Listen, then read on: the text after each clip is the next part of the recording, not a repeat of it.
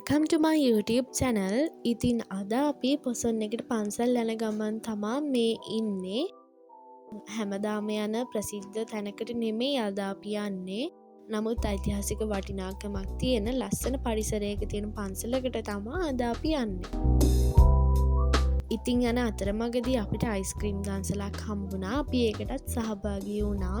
ඉතින් මේ පේන්නේ පන්සල පිහිටලා තියෙන ලස්සන ගම, හරිම ලස්සන පරිසරයක තමා ඒ පන්සල පිහිටලා තියෙන්නේ. ඔන්න ඉතින් අද අපි ආවේ විල්වල රජමහා විහාරයට.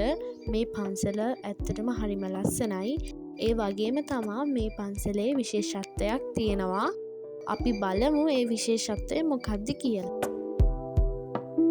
ඉතින් මේ පේන විහාරගේ හදලා තියෙන්නේ ගලක් යට. ඔය උඩින් පේන්නේ ගල් පර්වතය. ඉතින් මේ ගල් පර්වතය යට තමා මේ ගොඩනැගිල්ල එකට සම්බන්ධ කරලා හදලා තියෙන්නේ.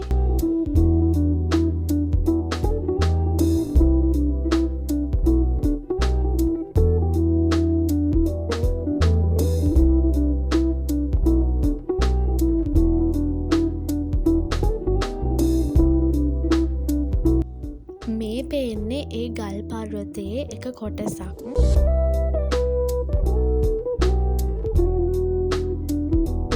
ඉතින් මේක ඉතිරි කොටස බලාගන්න පුළුවන් උඩ තට්ටුවට ගියාම.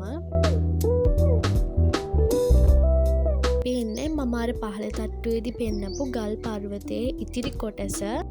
ඒකට සම්බන්ධ කරලා තමා මේ ගොඩනැගිල්ල හදලා තියෙන්නේ.